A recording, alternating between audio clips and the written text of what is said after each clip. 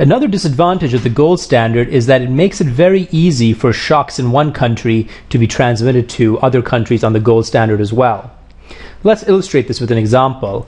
Let's assume that in our base case scenario, where we have country A and country B, where country A has 100 grams of gold sitting in a central bank vault and a money supply of 1,000 country A dollars and an interest rate of 5%, whereas country B has 200 grams of gold sitting in a central bank vault, a money supply of 4,000 country B dollars and an interest rate of 5% as well. Now let's imagine that suddenly, out of nowhere, there's a terrorist attack in country A. And we're going to assume that people react to the terrorist attack by thinking, wait a second, there is now a little bit more likelihood that country A will declare war on someone who carried this terrorist attack out. And that makes it more likely that country A will spend a whole bunch of money on this war. And so I'm just going to play it safe and I'm just going to exchange my money for gold and sit around and wait until this is all over.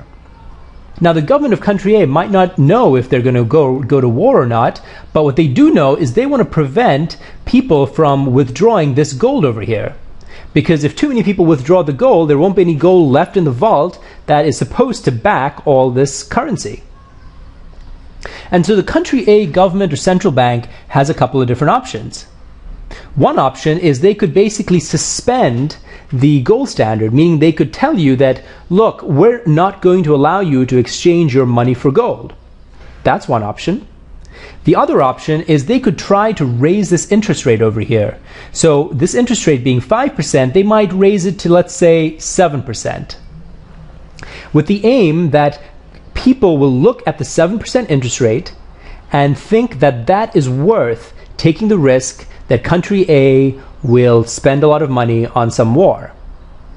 So they basically want to give people an incentive to keep their money in the banks or in currency, and they do that by raising the interest rate. Now, if the interest rate in country A is suddenly 7%, the interest rate in country B has to go up as well.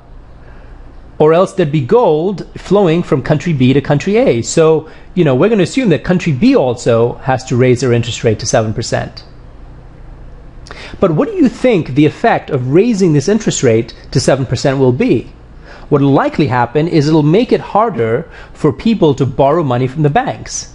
And therefore the amount of currency in circulation, this number over here for country A and this number here for country B, will shrink.